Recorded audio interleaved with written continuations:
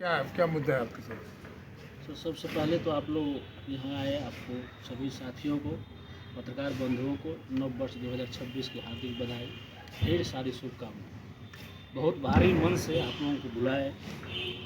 2026 है और मैं विगत 25 वर्षों से पार्टी में, जनता दल यू में समर्पित भाव से तन मन धन दे करके, ये बिहार नहीं, मैं बताऊं आपको, बिहार के अलावा उत्तर प्रदेश, दिल्ली में भी जा करके पार्टी के लिए काम किए। और अभी मैं वर्तमान में बिहार प्रदेश जनता दल यूनाइटेड के द्वारा प्रदेश विधानसभा प्रभारी मुझे कुढ़नी मुजफ्फरपुर भेजा गया था। 2 वर्षों से मैं वहाँ कार्य कर रहा था प्रभारी के रूप में, और अचानक ये 3 दिन पहले चिट्ठी मुझे भेजा जाता है पार्टी की ओर से स्पष्टीकरण के लिए।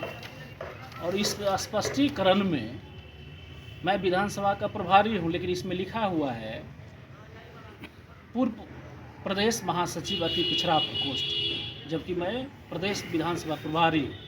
ये जो भेजा है ये तो सीधे से मैं इसको खारिज करता हूँ, क्योंकि मैं अति पिछड़ा प्रकोष्ठ का प्रदेश महासचिव नहीं, मैं विधानसभा प्रभारी पार्टी का हूं। तो ये तो भेजा ये गलत। और इसमें आरोप लगाया है बहादुरपुर विधानसभा में जो चुनाव लड़ रहे थे मंत्री मदन सहनी, उन्होंने आरोप लगाया कि ये विधानसभा चुनाव में पार्टी विरोधी कार्य किए। मैं आप लोगों के माध्यम से मैं पार्टी को चुनौती देता और उनसे मैं पूछना चाहता हूँ, पार्टी ने मुझे मुजफ्फरपुर में भेजा, विधानसभा चुनाव में 2025 में मैं काम कर रहा था कुढ़नी में, कंटिन्यू वहाँ कार्य किया हूँ। जो कार्य किया हूँ उसका सारा पेपर है, आप लोगों के बीच में दिखाना चाहूँगा।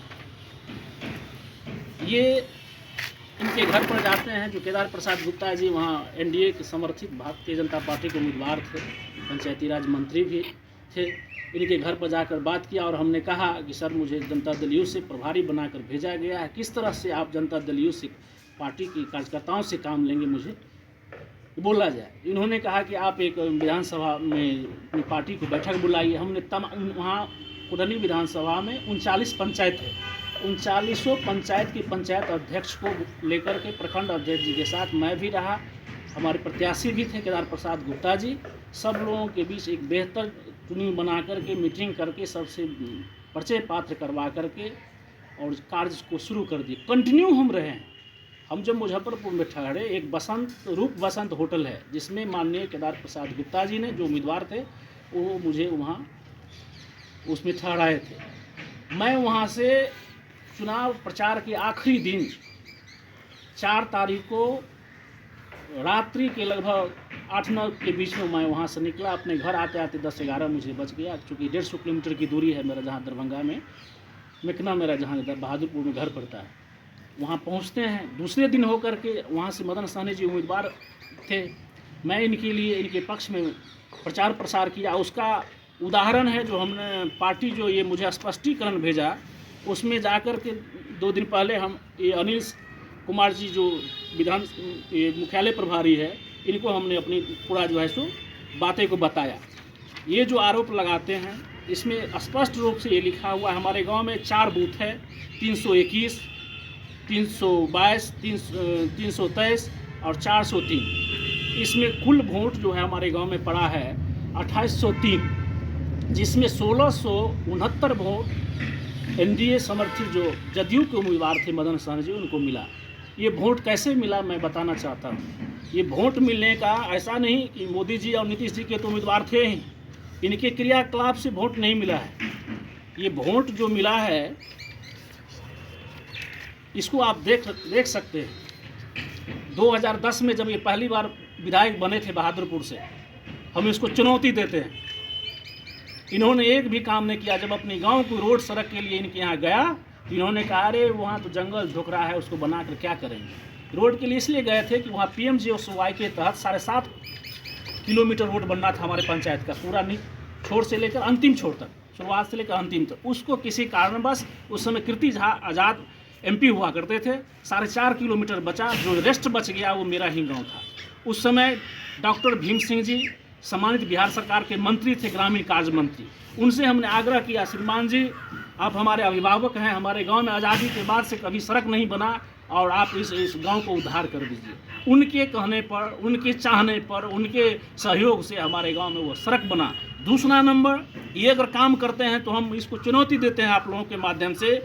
हमारे गांव में 1 साल से ऊपर ट्रांसफार्मर जला रहा, बिजली के खंभे टूटे हुए थे, तार टूटे हुए थे, कार्य इन्होंने नहीं किया। जब हमारे गांव के लोगों ने मुझे कहा तो मैंने मुख्यमंत्री जी से मिलने का काम किया। जब मुख्यमंत्री जी से हम अपना परिचय दिए, जब उनसे हम मिले, जब उनको हमने कहा तो कहा अरे शौकीना अगर दरबारी करना हो, माननीय मुख्यमंत्री श्री नीतीश कुमार जी ने कहा अगर आपको शौकीना दरबारी करना हो तो आप कर सकते हो, यहाँ का मामला नहीं है। हमने, चूँकि हम तो ईमानदारी से काम करते हैं, हम गलत करते नहीं हैं, हमने कहा साहब इस मामले को हमने दरभंगा के तत्कालीन प्रभारी मंत्री बैजनाथ साहनी जी को दिया। उन्होंने एक मीटिंग, विश्वोत्तरी की बैठक किया, सरकारी मीटिंग बिरोल में जा करके कुशेश्वर स्थान में, और एसडीओ को बुलाकर, विद्युत विभाग एसडीओ को कहा सरकार का नियम है 48 घंटे के अंदर ट्रांसफार्मर को चेंज करना है। उनके कहने के बावजूद भी नहीं लगा। जीतन राम, मान लिए जीतन राम मांझी जी मुख्यमंत्री बने दरभंगा सर्किट हाउस में, उनसे भी आग्रह किए, नहीं बना। तब मुख्यमंत्री जी को लगा, माननीय नेता को, नीतीश कुमार जी को, कि कोई मामला जरूर है। तो उन्होंने कहा कि आप इनको प्रत्यय अमृत जी के पास भेजिए। उस समय वो सीएमडी थे, जिसमें मैंने इस पेपर में जो दरभंगा का छपा हुआ इसमें पूरा जिक्र है। अगर कोई माई का लाल है तो मुझे कहे कि ये अवधेश लाल देव जैसे गलत किया और गलत लिखा हुआ है। हम उनसे आग्रह करके, उनके आग्रह पर जो है सो बिजली को हमने तंदुरुस्त किया। कोई समस्या होता है, चाहे थाना का हो, कोर्ट का हो, पुलिस का हो, हॉस्पिटल का हो, दरभंगा हो, पटना हो, दिल्ली हो, हम अपनी ताकत से, आप लोगों के आशीर्वाद से, अपनी ईमानदारी की बदौलत कहीं न कहीं जाकर किन्हीं से संपर्क करके उनको सहयोग कर पाते हैं। हम 1 रुपया किसी को नहीं लेते हैं। कोई माई का लाल नहीं कह सकता है कि अवधेश लाल देव ठग लिया। और पार्टी जो ये मुझे नोटिस जारी किया है कि ये दल विरोधी कार्य किए हैं, ये मेरा परिचय है साहब। अवधेश ने पेश की ईमानदारी की अद्भुत मिसाल, सह यात्री को खोज कर लौटाया 3,28,000। हमने पार्टी को, सरकार को, हम अपने परिवार को, हम जिस जाति से आते हैं, अपनी समाज को, हम अपने मिथिलांचल के लोगों को, नाम को गौरव किए हैं। हम उनको जैसे कहीं मर्माहत नहीं किए हैं, हम उनको जैसे सम्मान को झुकने नहीं दिए हैं। जो ये आपका देखते हैं, हिंदुस्तान का ये न्यूज़ है, ये आपका 27 मार्च 2006 की है। पैसे के लिए तो घटना लोग करता है, क्राइम कर लेता है, घर में जाकर के डकैती करता है बैंक में। हम तो डकैती भी नहीं किए थे, हम तो पैसा भी किसी का नहीं लूटे थे। एक चीज़ आप डिफाइन कर दीजिए, आप जो आपके पंचायत में या आपका जो वोटिंग जो हुआ जी, तो कितना वोट मदन सहनी को मिला और कितना वोट एंटी को मिला, तो इसको थोड़ा डिफाइन कर। ये जो है इसमें है आपका, ये कुल वोट इनको 1669 वोट मिला है मदन सहनी जी को, जो उम्मीदवार थे हमारे जदयू से। 2025 के चुनाव में 4 बूथ होता है, जिसमें टोटल वोट इनको, जो हमने पार्टी को लिख करके दिया, स्पष्टीकरण जो मुझसे मांगा गया था उसमें हमने लिख करके दिया है। ये आपका वोट गिरा है 2803 वोट टोटल गिरा है मेरे गांव में, मेकना में, जिसमें ये मंत्री जी को मिला है कुल वोट 1669 और भोला यादव जी को कुल वोट मात्र मिला है 593। जो ये भोला यादव जी का उसी पंचायत में कपछाई गांव में घर है, जिसकी जिक्र भी हमने किया है। अच्छा, उन्हीं के पंचायत में उनको कम मिला और उनको ज़्यादा मिला? जी, ये वहाँ लीड भी नहीं कर पाए अपने पंचायत से। मदन सहनी जी वहाँ लीड करते हैं। लीड किसकी बदौलत करते हैं? हम लोगों ने वहाँ दिन रात जैसे पार्टी में काम करके आपको उस जगह पर पहुँचाया। और एक बात और बताना चाहेंगे, 2020 के चुनाव में ये जो आरोप लगाया है, हम आप लोगों के माध्यम से बताना चाहते हैं। यही जो बगल में IGMS है, इस IGMS में मेरी चाची, अपनी सगी चाची एडमिट हुई थी और कल वोटिंग होना था। हमारी चाची का ब्रेन हेमरेज हो गया था। मैं इसी के लिए वोट मांग रहा था, मदन सहनी जी के लिए। वहाँ जब मदन सहनी के लिए वोट मांग रहा था, हमारे चचेरा भाई फ़ोन किए कि कहाँ है भैया, उनके क्षेत्र में है। तो ऐसे ऐसे मम्मी गिर गए, लेकर के DMCH आए। DMCH में जब लेकर आए तो डॉक्टर ने वहाँ रेफर कर दिया कि ब्रेन इनका हेमरेज हो गया है, इसको क्विकली ऑपरेशन की ज़रूरत है। जब मदन सहनी जी से हम कहे तो कहा अरे ये कैसे एडमिट होगा, IGMS में नहीं हो पाएगा। हमने अपने स्तर से गांधी जी से बात करके, जो माननीय हमारे MLC है संजय गांधी जी, उनसे बात किया। मुख्यमंत्री के जो सचिव थे उस समय दिनेश राय जी, उनसे बात हुई, उन्होंने कहा पूरा डिटेल आप दीजिए। हम के चुनाव हम यहाँ छोड़ कर चले जाएंगे, ये मदन सहनी चुनाव हार जाएंगे।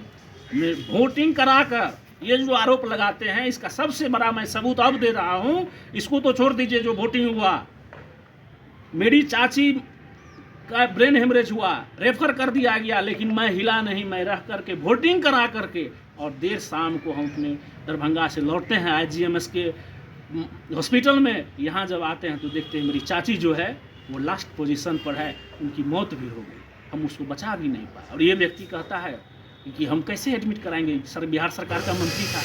ये अपने खुद कहते हैं कि मेरा एक कर्मचारी नहीं सुनता है, ये अपने इस पार्टी में है, बेटा को LJP में सेट करते हैं, उसका फोटो है, मैं दिखाता हूँ।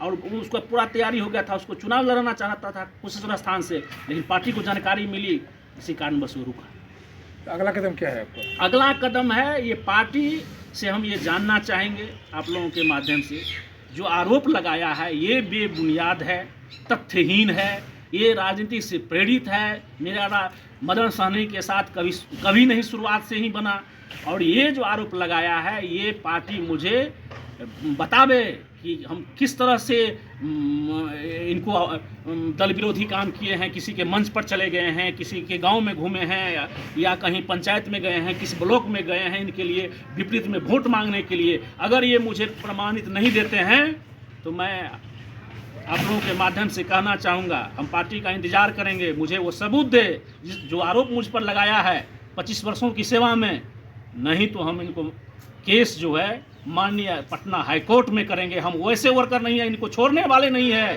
और ये इन्होंने तो दल से निष्कासित करवाया है 6 वर्षों के लिए।